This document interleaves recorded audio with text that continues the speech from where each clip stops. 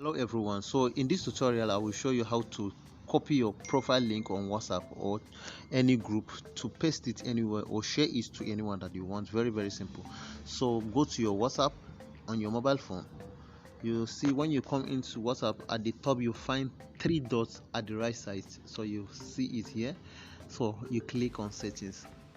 The trick is very simple. So when you come to your profile here, you can see this QR code scanner here where you will use to scan in case you want to link your mobile phone to your computer.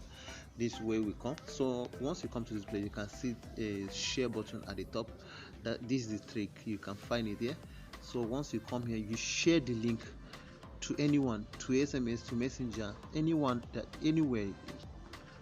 Let me try SMS. So let me try to share it to 131. You can see this is my link here. So you can see this place, the place that start with HTTPS. You copy the place, that was your profile link. You copy it. Let me cut it. So let me leave here. This is the trick, and go back to WhatsApp. So if I come to WhatsApp, let me go to this number and share the link to the number, the one that we copy, because that was your profile link.